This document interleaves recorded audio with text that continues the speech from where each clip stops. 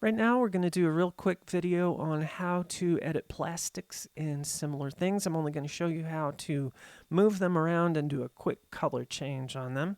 So you want to scroll to, this is the normal position, you want to just scroll over till you see the plastics here. Click one and put it out there. Now, while you have the plastic selected, hold down the left Alt key, and in the top right corner, you'll see it says Grab. Now you can grab these, what we call grabbers, and you can move them around, and you can make this any shape you want. We are working on a snapping option for this so that you could snap to other grabbers on the playfield, like this would snap to that corner. We had set this up, but then we had an issue with invisible grabbers causing grabbers to act or to be very hard to select. So you can change the color here by just doing this.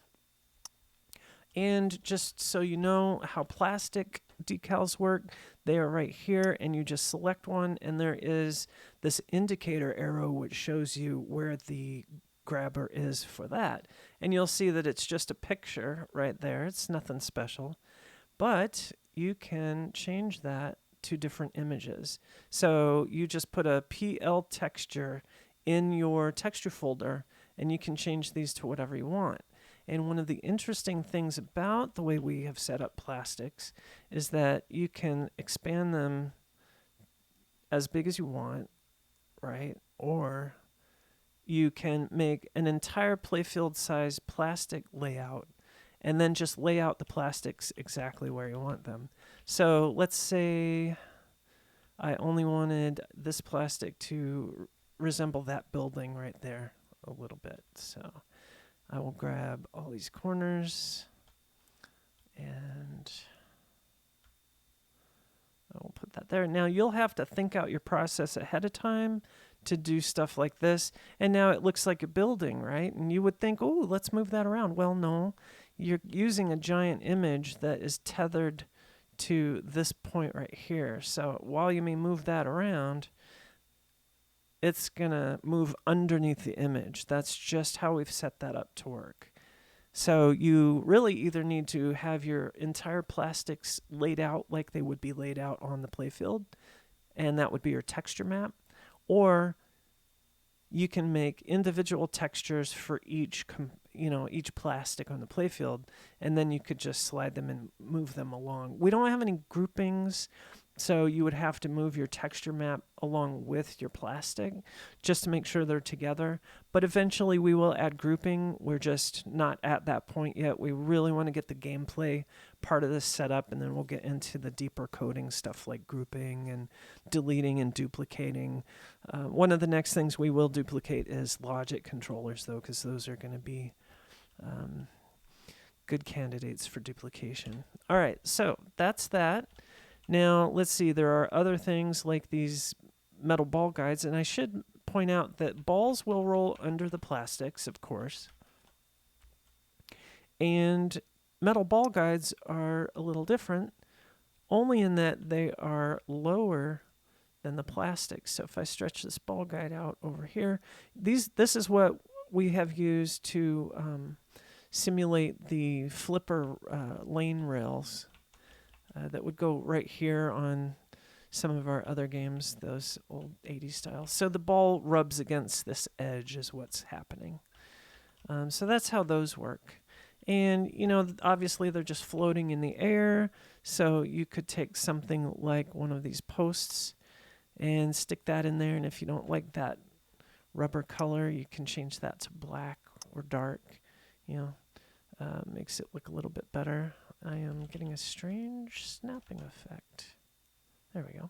So that makes it look kind of cool, Now that is a metal color that is a little bit dark because it's reflecting the dark ceiling in here. It's a little darker in here, but in the game room it's a little brighter and more metal. So that's how those work. And you can just line these up together. Let's see, where are they? I just put another one here, and you can just, stick them together however you want, and they appear seamless. They're not totally seamless, but they appear that way. So that would be how that would work. And if we just jump over to play mode, so you can see it looks more like metal in this view. Oh, weird. Whoops. So right now we're working on these springs up there, the spring ramp.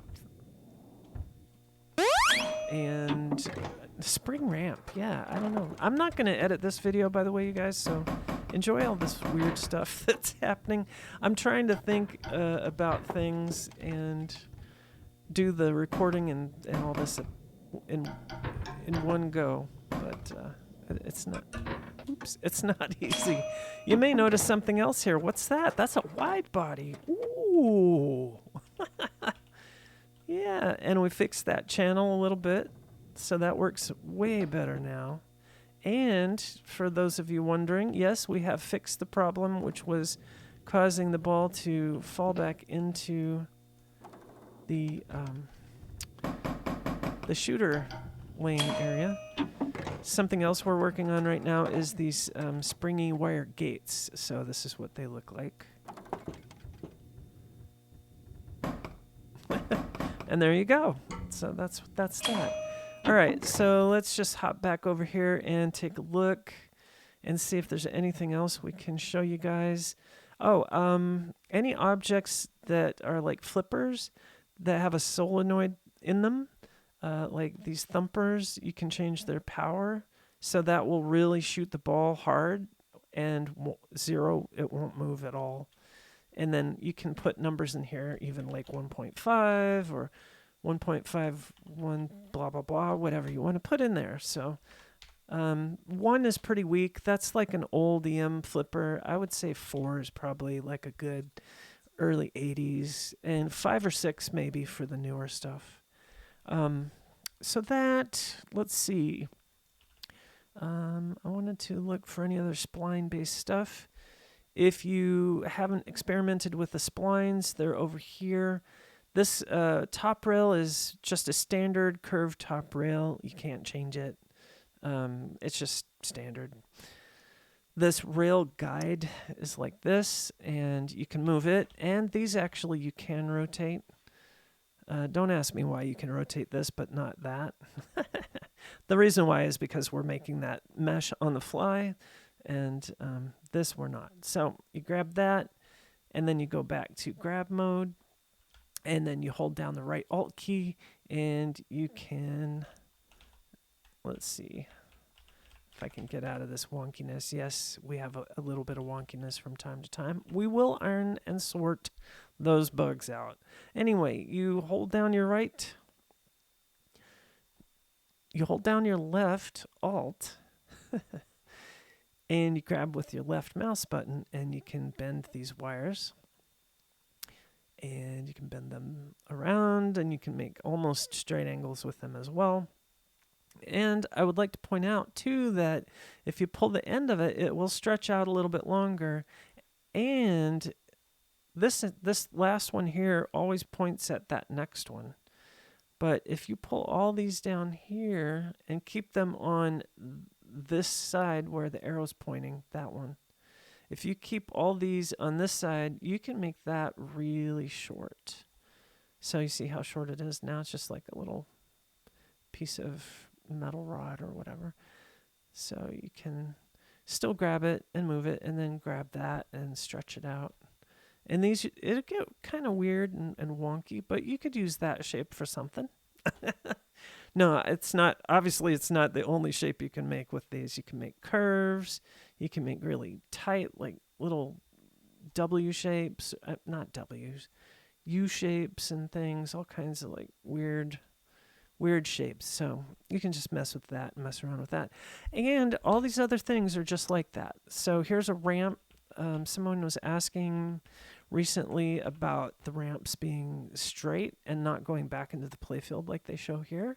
So if you pull these back like I just showed you and you get them back, you're going to have a steeper angle back here. But the shorter these are, the shorter it gets, and you can bury it down in there.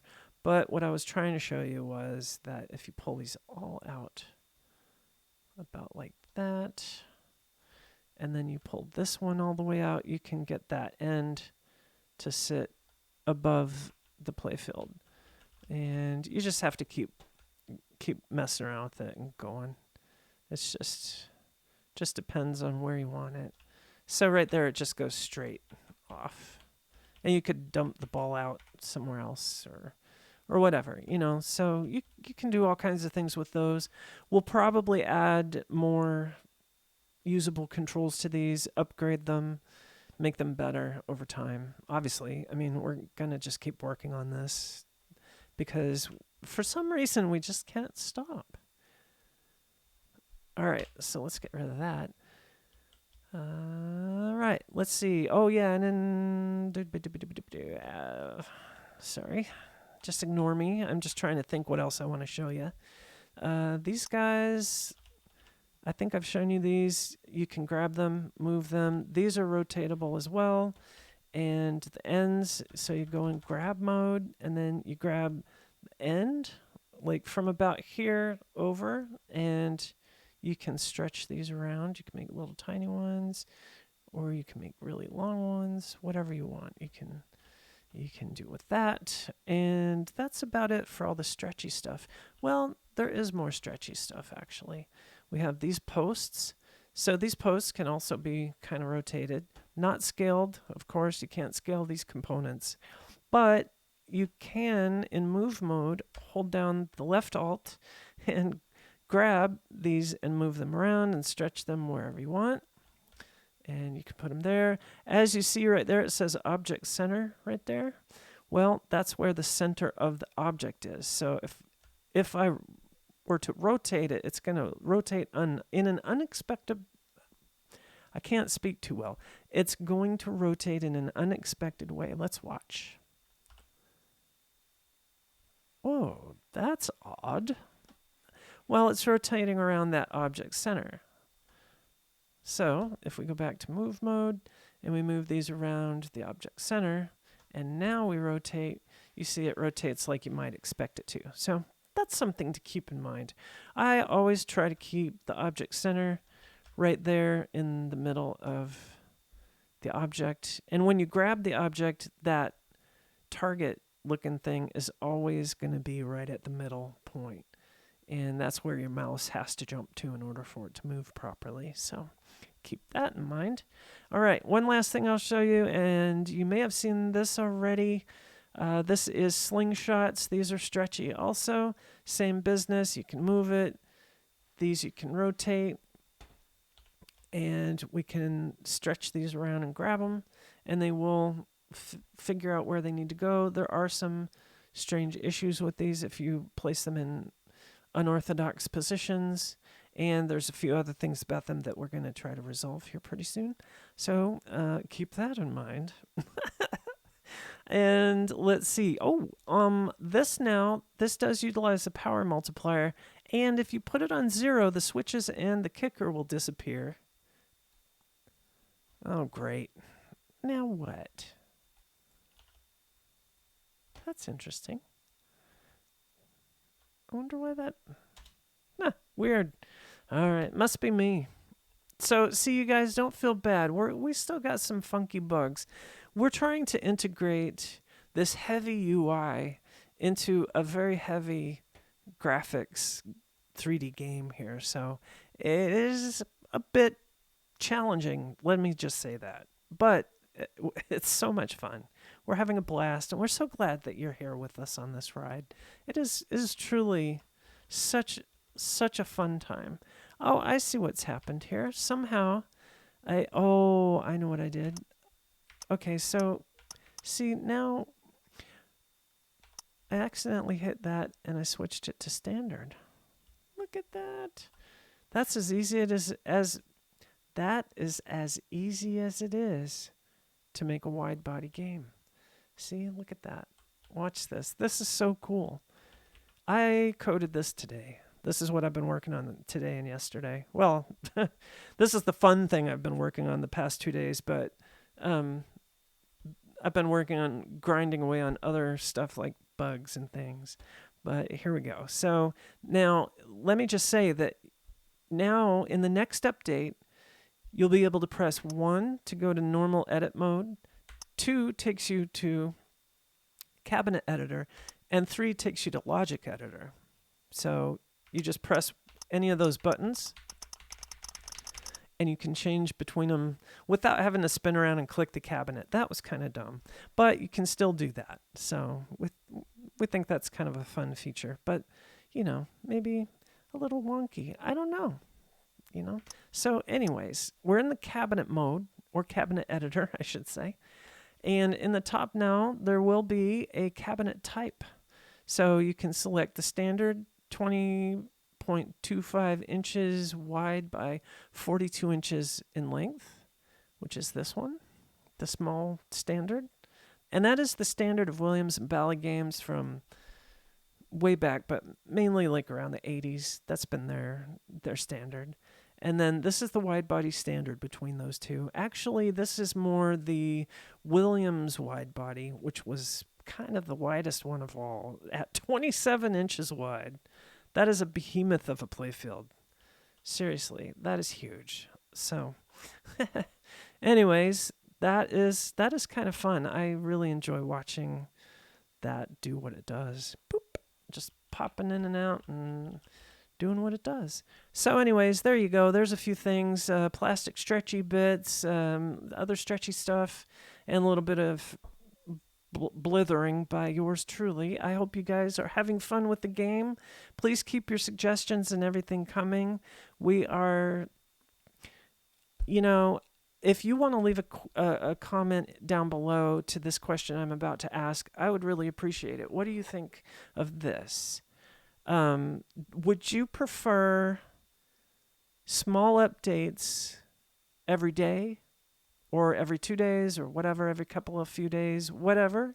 Or would you rather have an update coming every week or every 2 weeks? And the reason I ask is because as a gamer, sometimes it drives me crazy when apps update every day. But we are developing, and I don't know, I guess never mind. I mean, put your thoughts down there anyways, but I think really where I'm landing on this thought is that it really depends on the update. So, like we had a good big update just a few days ago, and today, or the next day, we had to release a hot fix to patch something real quick. So, I guess it just depends. So, we're always open to your thoughts on stuff. But anyway. Wanted to also let you know that we're working on Steam Workshop integration and getting very excited about that. And we're looking at doing some Steam achievements too. Not sure yet what we can do in that regard, but we'll figure something out. If you have any suggestions on those, just throw those down there too. And check us out on Facebook. We're over there on Facebook. The link's in the description. And we're also, the game is available. We're in early access, and you know, yeah, things are going to be a little rough right now, but, yeah, that's kind of half the fun. I love a buggy game. I really do. They are entertaining. You know, I don't get too serious about them. I don't get angry if they break, you know, whatever. I like breaking the boundaries of video games. Why else would I be a coder? I mean, anyway, sorry, I'm diverting or tangenting or, what is it? What is that called? I'm digressing. That's the word. All right. So I'm going to digress completely now and leave it to you guys. Thanks for listening to me babble on. This has been Anna, and happy pin building.